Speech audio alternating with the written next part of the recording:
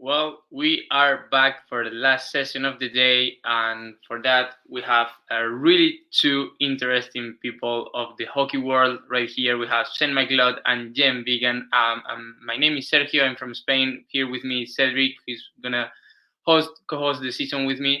Uh, and first of all, I want to say both Shane, Jen, thank you so much for being here today for the Year of the Youth Huddle. And first, uh, it may be a little bit weird, particularly for Shane, but I want you to please introduce yourself. Maybe there should be enough people here that already know you, but for those who don't, uh, just explain a little bit where you come from, who you are, what have you been done for the last years.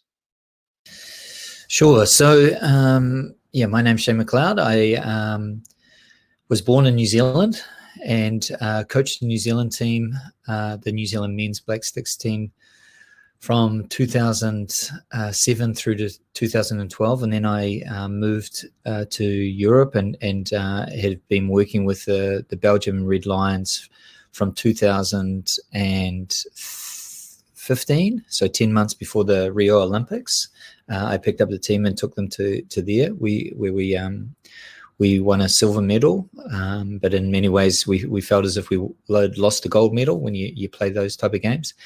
And then I continued on with the team for the next 5 years. And if you've seen the Red Lions, it's a fantastic team to work with, immensely talented. And so I've been lucky enough to work with them over the last few years. And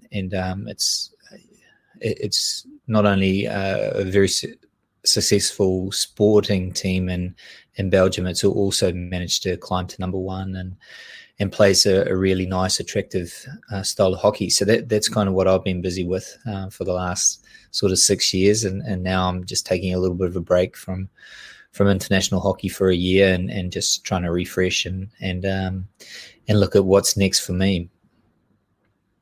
That's amazing. We'll talk about that in a minute. Jen? Hi, I'm Jen Began. I am currently the assistant coach of the Canadian U21 women's team. So we're just recently back from our Pan American Championships, which we won, which was pretty historic for field hockey in Canada. It's never happened before. And looking forward to World Cup coming up in December. So just preparations for that.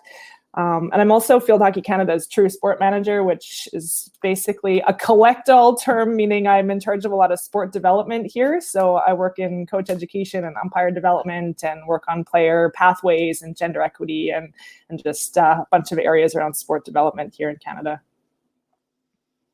Amazing. The first question I want to ask both of you is, how did you started with hockey? I guess you started both playing hockey, and most importantly, how did you make the switch from playing to coaching and the multiple things you do? Jen, if you want to.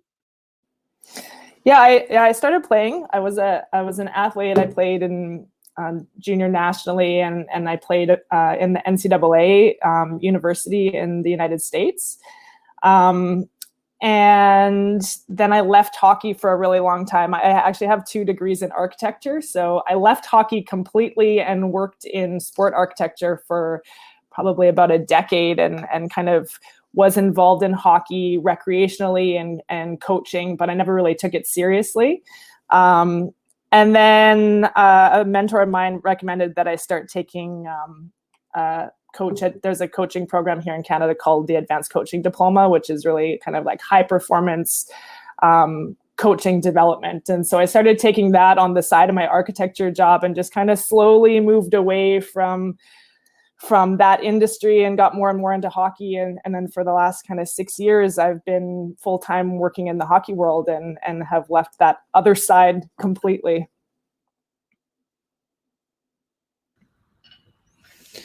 Yeah, so my story, I was introduced to hockey by my aunt. My auntie was very close to me when I was growing up, and she was the manager of the New Zealand women's team. So I used to get dragged along to the hockey field all the time, and so I was constantly with a stick and ball and constantly watching hockey games and being around in that environment, and I fell in love with the game.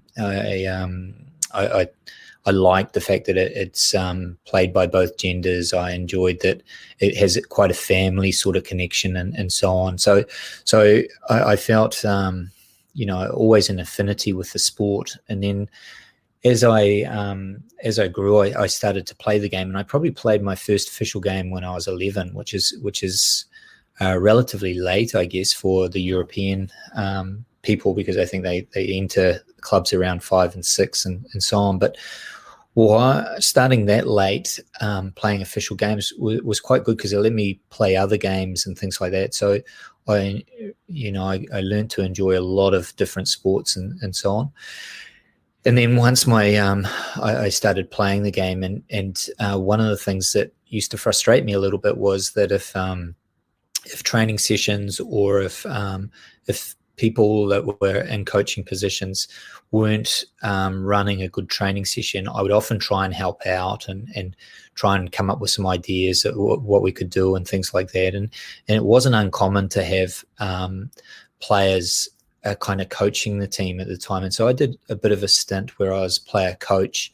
And even when I arrived in Belgium my first time, which was in 99, I actually was player coach of a club. Like you'd struggle to do that now, because it's not something that's done. But because I was able to do that, I kind of integrated into the club life very quickly, because I was always at the club and doing a lot of things with the youth and so on. And so that was kind of my transition was quite a natural one. And the thing I actually found the hardest was to stop playing and actually take the step from player to coach.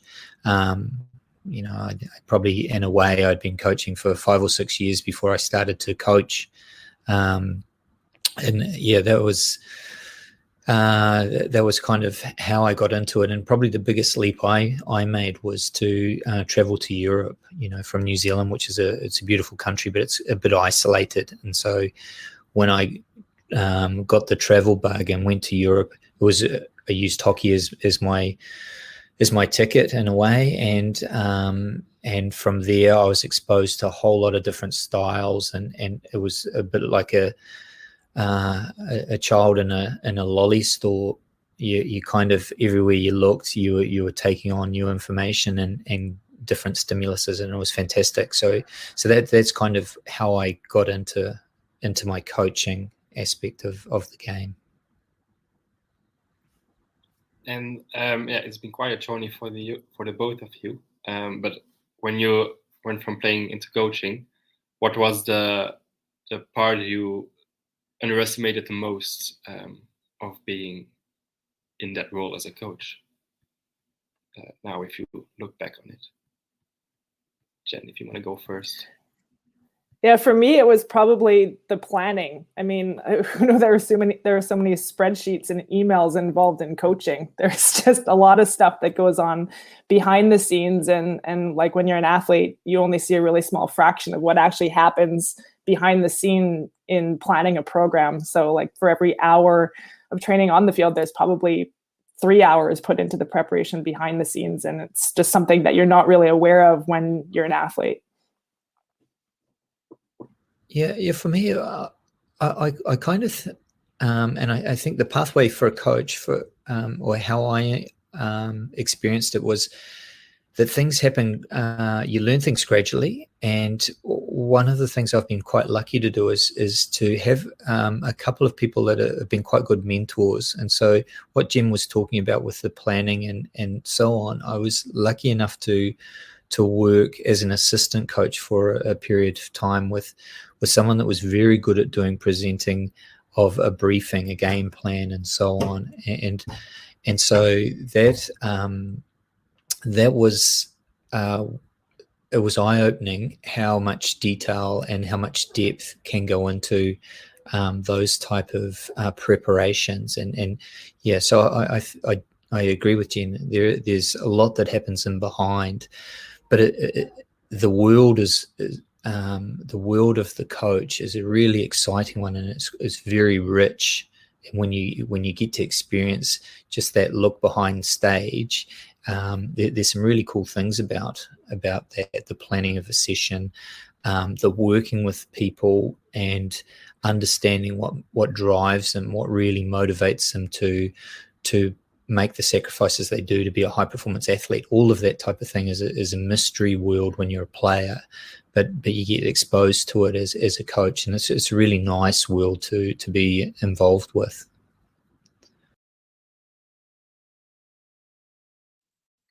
Great. And as you both were players and have, I think, loads of coaches during the years, did the coaches you had like kind of formed how you coach now?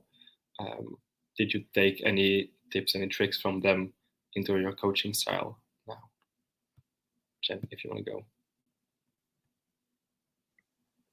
Yeah, I mean, I think every coach that I've had is impacted in some way or another. I mean, there's always the coach that is the one that inspires you to keep going or helps you through a hard time or is just kind of there to motivate you. And those are just like little pieces that you always take with you, or, you know, you win a championship and little pieces of that stay with you. And you know, you always recall back on the things that made you successful as an athlete or that team successful. And it's something that you can touch back on, but every team is different and every coach is different. So really it's about taking that experience and kind of digesting what was it that worked, why did that work, and how can I apply that to the athletes that I have in my group right now. And for myself as a coach, just applying that in a way that's going to support the group that I have on the field at that time. And so, yeah, I mean, I think every little experience you can use, but it's about making sure that fits with where you're going and the culture that you're trying to build with the program that you have. Yeah, Jen, I'm going to have to go first at some point because you answered the question really well. The only thing I'd add to that is that you learn from people because of or in spite of, you know, and some of my biggest learnings were probably from coaches that didn't do such a good job, you know. Like I've been in some teams where the coach has done an extremely good job of educating the players, but has probably done a poor job in actually the people management side of things, you know, and it's very difficult to be the complete package. And so, you know, I have a bit of a saying that I coach how I would like to be coached. And so, you know, that captures a few things. It means that if I was a player, I'd want to be involved, I'd want to be invested, I'd want to have I'd want to have a say and kind of be part of what we create, you know. And I think the days are gone where the coach is a standalone type of person. Is becoming much more successful. Teams are becoming far more collective in their approach, you know, collective with other staff members and but also with players involving themselves, you know, in all aspects of what you do, because, you know, you as a coach, you have an impact without a doubt. But if you can't create that belief with your team, and if your team don't do all that work outside of the training field that needs to be done to be successful, you'll have a limit of how far you'll be able to take a team. So, you know, the people management stuff is something that when I've been working with very good people, I've watched how do they do that, you know, what makes them have that connection with their players and so on. And you just try and take little pieces of it that fit your personality and your coaching style, just as Jen was saying. I think that's really interesting. I'm gonna go a little bit more in depth on that, because I feel like as a coach, you not only have to motivate each player to give their best, but also you have to motivate each other to give their best for a purpose, which is a team. So I really like what you said about being coached. You coach as you would like to be coached, and that's really interesting. I want to ask both of you, how do you manage having different types of people in the same group? Because maybe you need different types of communication, because maybe one person doesn't matter being more aggressive as a coach or being more direct, but another one takes things a little bit more personally, maybe for younger audiences that are watching. So how do you manage that? Shane, if you want to start now.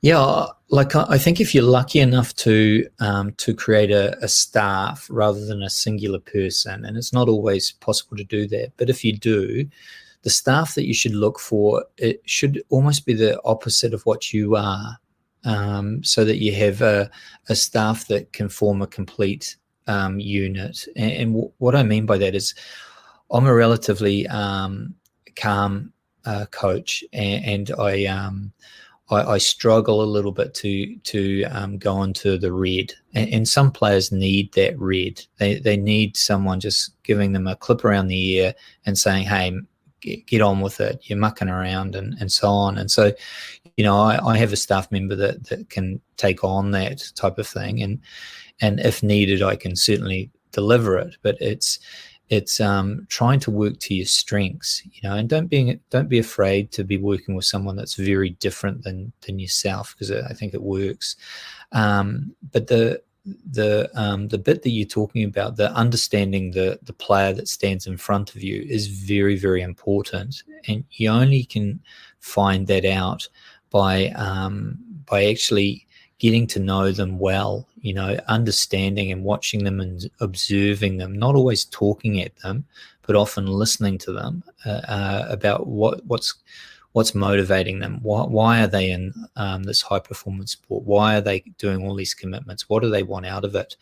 And you learn to understand what buttons to push and when to push them. If you don't do that, it's just random. Sometimes you'll get a good response and you won't know why, and other times you'll get a bad response and the same thing. So, get to know your players, surround yourself with not like-minded people, but people that complement what you're doing. The same drive and the same motivation, but they certainly can be different. And try and form a staff that caters for everyone. Yeah, what he said. that was perfect, Shane. I think I would add to that like, gone are the days of traditional coaching where there was one dictator who told you how to do it and that's what you had to do. It's not the way modern coaching is done. And what Shane said about forming that relationship with the athletes is so important, but it goes beyond the relationship on the field and how they respond to the training or how they respond in pressure situations. Like, I really try to get to know the athletes, what happens behind the scenes, where are they living, how are their roommates, what's their relationship with their family, what stressors are going on. And like, I coach with junior athletes, so a lot of them are still in university, and really understanding what's going on in their life, because they might show up one day and just be like absolutely terrible on the field, and this is not a reflection on them or their abilities, but maybe a reflection on the fact that something's going on in their personal life, or they had a fight with their roommate, or they failed an exam, or there's always other things going on. And if you don't make the effort to get to know them as people, then you can't push them. You don't know what their tipping point is. You don't know how to motivate them. You don't know how to encourage them when things aren't going right. And so that's a really, really important part of coaching. And again, what Shane said about building that staff and having different people with different abilities and different communication styles is also important, because one coach is never going to completely mesh and relate well with every athlete on the field. There's just so many different personalities. Absolutely. I feel like the focus should be on the different depths that you have as a player, because you're a player, but also you're a person, and you have different things that are going on in your life, and you never know what's going on through someone's mind. But I also wanted to talk about that aspect in terms of being a coach, not only a player, because people seem to only see a coach as a person, or when you are at a national level, the person that maybe selects or helps to select the players and then do the coaching during the game. But there's actually, and you know probably more than this than me about this, about being a coach. It has a lot more things that you have to do. So I wanted to ask you is a question from the audience, from Teresa Bukwasi. What surprised you the most about the responsibility of being a coach? What you didn't expect? Yeah, like I think I walked into coaching eyes wide open, but nothing's necessarily surprised me, but there is certainly a lot to it. You know, like I give a simple example of media. So media is a really interesting thing, and it kind of, how media works is they're looking for heroes or villains. You know, they want teams to succeed, but they also, the interesting stories are how teams fail. And so it surprised me, the different styles of media and the different styles of questioning that can come along with coaching a big side and so on. And you know, stuff that falls in between hero and villain is not such interesting stuff. So probably when I first started, the most surprising thing I felt was that the relationships with the media and the outside world was often different than what was happening internally within a group. And so you would have these stories when we were traveling okay about this team that was doing incredibly well and so on, and we would kind of just rolling our sleeves up and trying to do our stuff, but the outside world was trying to pick us up and put us in a place that we weren't quite ready to be, you know. And so I found that your relationship building, it goes in much wider than just your players and things like that. It's how you sell your product or your team or your organization to the rest of the world is something that you have to consider as well. And so I guess that's a little bit of a surprising element. And the higher you get up with your coaching, the more interested media is in how you deal with your teams and creating stories and creating heroes and so on. So if you're lucky enough to take a high performing team, that's something that you have to be ready for.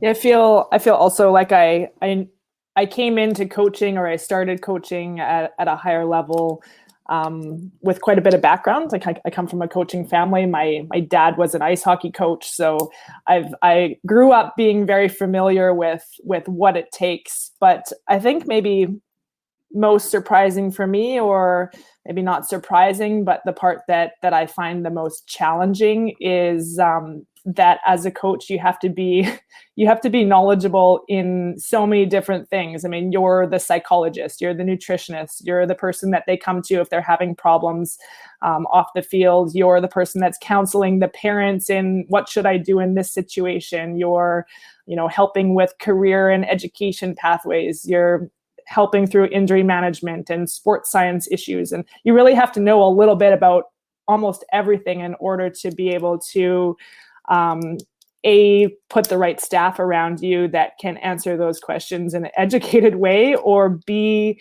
able to provide enough information that you're giving enough support to your athletes and their families, and all of those things really impact people's lives. So you just have to be knowledgeable enough to give quality advice without overstepping your bounds.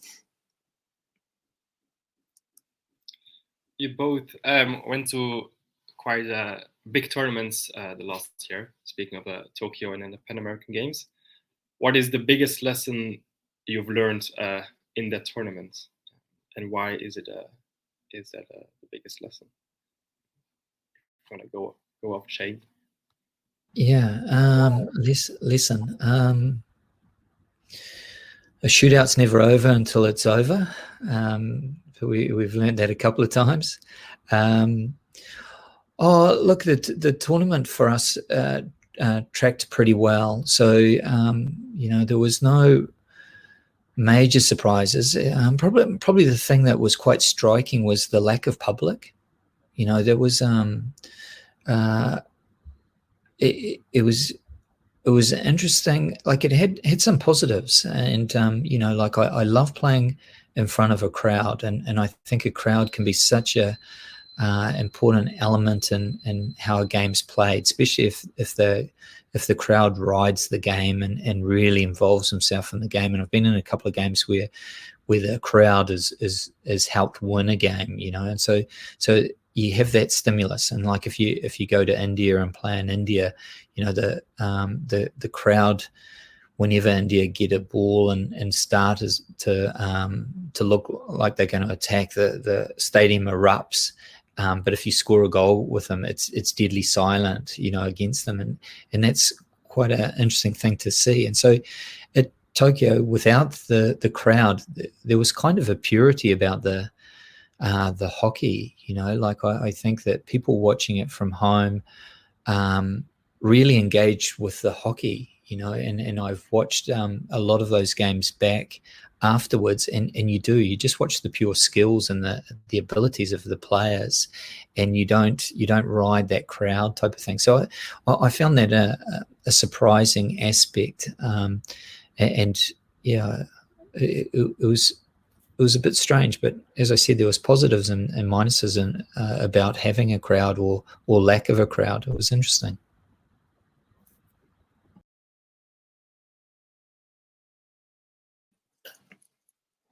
Yeah, for me, I think, there was lots of lessons to take away, but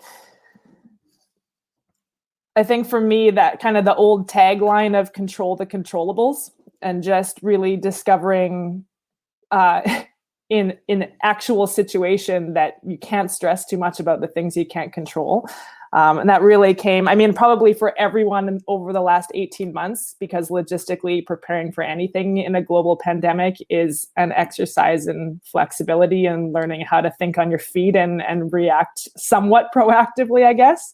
And an example for us at the Pan American Championships was transportation. Because of COVID, we didn't have any control of it. So the host organization managed the transportation and sent the buses, and everything was very controlled. And we had a bus driver that got lost, so we missed a training session because he couldn't find the field. Our bus was 30 minutes late for us leaving the hotel to get to our semifinals, so then rolled into impacting our warm up. And those are just things that we had no control over. So being able to adapt and change and kind of manage the focus and the athlete's kind of mental preparation when things aren't going exactly how they wanted to. And that was a big takeaway for me. Okay. Talking about the crowd, Shane, you were talking about positives and negatives about the crowd. Do you have anything of an advice for younger coaches on how to deal with a crowd? Parents alongside the game, yelling at the kids, yelling at the coach. Yeah, it's often a tough one because it's not always controllable. But what I find, and I can only really talk from my perspective, I tend to be a relatively calm coach on the sideline, and I think often your players and people that are in your kind of support network, so often parents and things like that, will reflect your behaviors, and I think the reason why I'm calm on the field is on the sideline is I actually need to be calm so that I can concentrate and think how can I best service my players when I get an opportunity to talk with them, and for me to do that type of thinking and get clarity of what I need to say, I need to be calm. I need to be controlled. So in doing that, I think what happens is often the players will look over on the sideline and they see that, oh, look, Shane's fine. He's not yelling. He's in a good place, and I think that's quite comforting. And I think that can also be reflective of parents and things on the sideline. I think if you are a coach that has a tendency to yell at your players and overcoach them during during the game. I don't mean don't give them support and encouragement and some heads up and elements of the game, but often the parents will mimic a bit of how you behave. And if you're having cracks at your players and constantly yelling at them, it's a bit of a free license for the parents to do likewise. So just be really mindful that you set the tone, and often you are the one that needs to be the best role model about how you would like your parents and supporters to behave. You have to be doing that. You just can't have conversations with them afterwards saying, please don't do that if you yourself participate in that type of behavior. So your first port of call is be mindful of what you do. It has more impact than you realize. Is there anything you'd like to add, Jen? Yeah, I think it's so important, and just to add to that an athlete on the that's playing, whose parent is on the sideline screaming at them and directing them, is already feeling a lot of stress. And so, like, as a coach, recognizing that if you add to that, you're actually perpetuating the problem. So building that trust with the athletes so that you have the relationship where you can recognize with them, yes, I understand that this is hard for you and this is stressful, and those athletes want to listen to their parent, or they want to listen to that person because they're important people in their lives. But developing that trust with them and that relationship where you can make a comment on the sideline and they'll listen to you is what's going to be the first step to helping them get beyond that. I've been that athlete with the yelling parent, and I've also coached quite a few of them. And if you're also screaming at them from the sideline who to pass to, when to pass, what skill to use, they're just going to shut down, and they're also not going to learn to make decisions on their own. The other thing I'd add to that, if you do get an opportunity to set up a meeting before the start of the season and with the parents and supporters, or those that commonly come to the game, and just outline what you think and your philosophy, that actually goes quite a long way,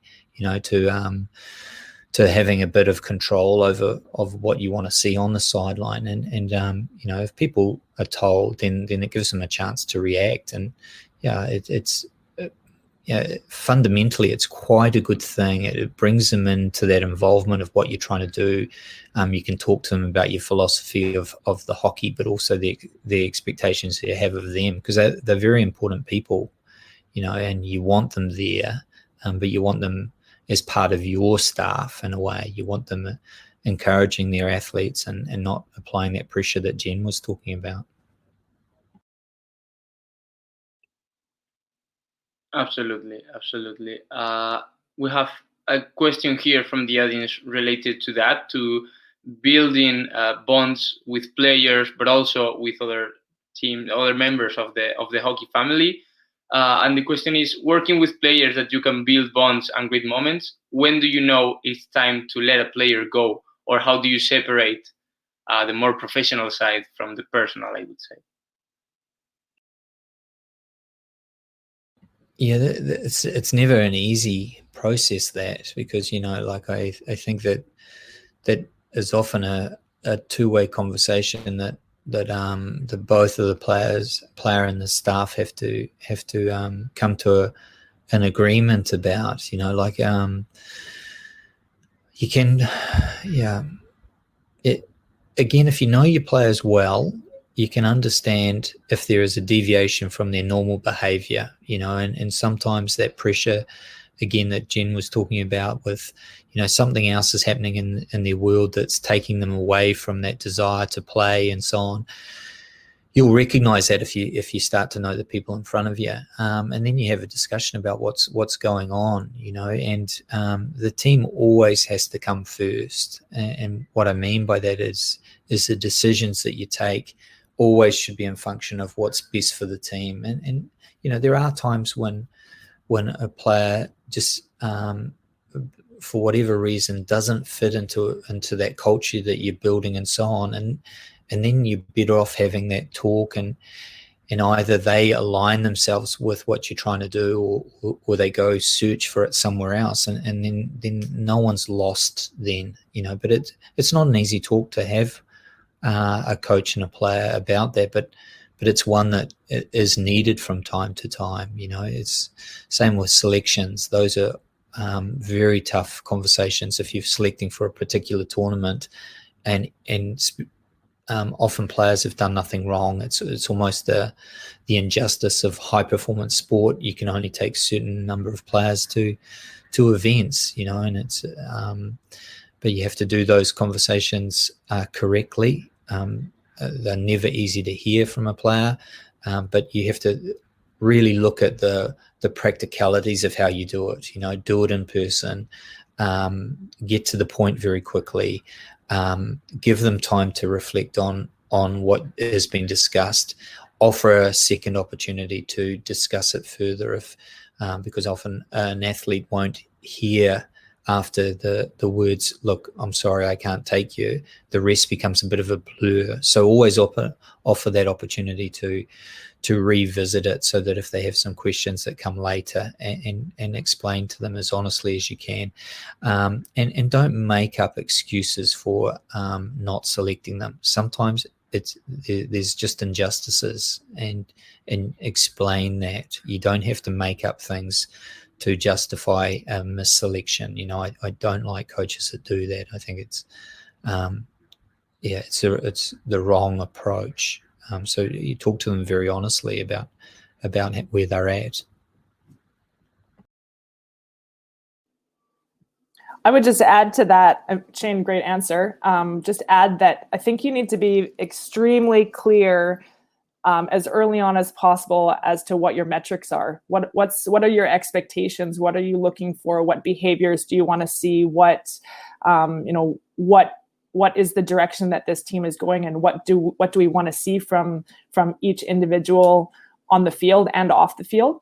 And then just to check in regularly, so nothing comes as a surprise. If a behavior starts happening, or a behavior becomes consistently apparent that isn't in line with what your expectations are, having those conversations early and being open with the athlete, and making sure that you give them the opportunity to realize what's happening and make some adjustments. And then if those adjustments aren't able to be made, or they're not able to meet the expectations, then you need to start having those conversations of maybe it's time to part ways or move on. Fabulous indeed. As we see, hockey is now becoming more and more professional throughout the years. How has this been impacting your coaching role? Can you remember how your role was 10 years ago? Was it different, and how is it now? Jen, if you want to go. Sure, I'll go first. Hey, I'm a new kid on the block. So 15 years ago, I showed up to the field and put a team on there and was cheering from the sidelines. So I think definitely I've just been learning a lot about kind of the science behind coaching, and science of learning, and all of these kind of things that make coaches better, that make communication better, that make there's always new studies and new things to learn about skill acquisition and how to teach. And for me, that's kind of professionalizing what I do is about learning how to learn, and then learning how to put what I'm learning onto the field, so that my athletes can also take away and continue to get better.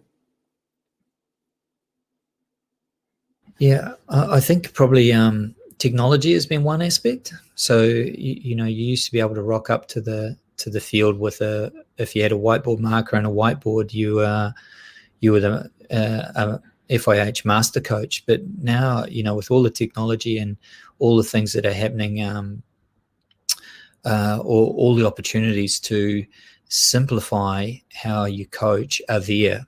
like the use of video and how it's clipped and so on is a fantastic tool, because players can see exactly what you're talking about, and they get greater understanding quicker. So I think what's happening is that the ability to educate has led to very educated athletes. We if I could use the Red Lions as an example, I think that 6 or 7 of those players could easily coach an international side with their knowledge of the game and their ability to present that knowledge in such a simple package, and that's really what's happened over the last 15 years. I think a lot of things in hockey are a bit cyclic. So, some skills go out of fashion and come back in fashion,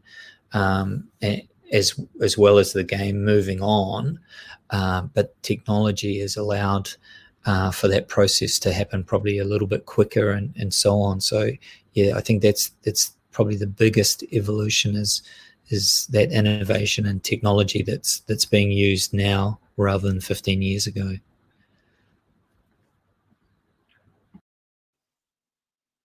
Absolutely.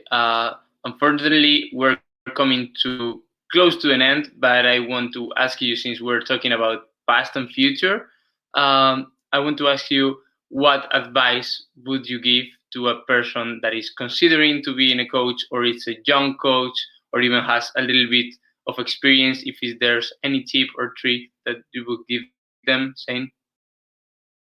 Yeah, like I think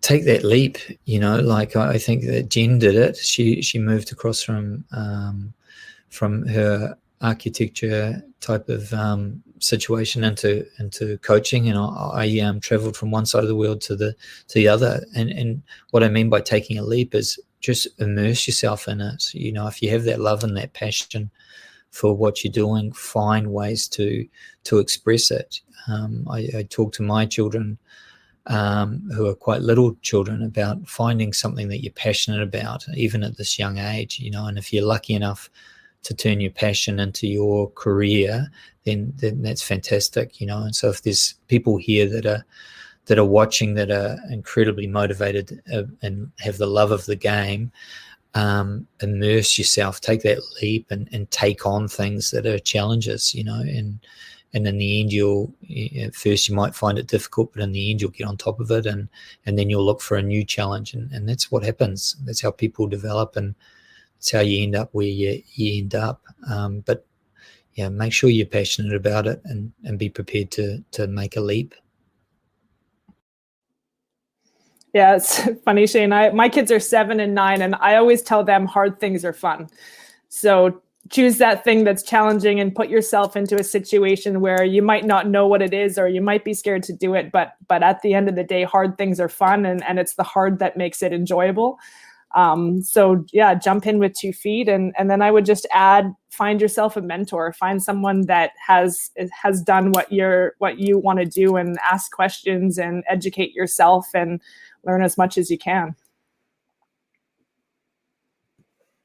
Great, thank you very much. We're already 45 minutes in this session, so this means we're coming to an end. First of all, I would like to thank Shane and Jen very much to be here, sharing your journeys, sharing all the knowledge. And to wrap up the entire day, I'd like to give the word to Andre from the FIH Academy. Well, thank you so much. First of all, thank you, Shane. Thank you, Jen, for joining us this evening. Of course, for you, I'm not sure if it's morning where you guys are. Here in Switzerland, it's roughly almost 10 o'clock. Thank you so much. It's been a great session. It's been very enjoying to listen and to take part in this. I'd like to thank all of you that joined now, this morning, throughout the day. It's been great to see you, your questions, your interactions. And I'd like to give one last thanks to our two amazing partners of the Huddle, the EHF Youth Leadership Panel and the hockey side. Without them, this would not have been possible, and it's because of their excitement and their dedication that we were able to do this. From our side, it was great fun. It was challenging, so I think I'm taking all the points that you guys just mentioned. We had our challenge, but it was really good fun to do this. And I just hope for the next one. Thank you very much for joining.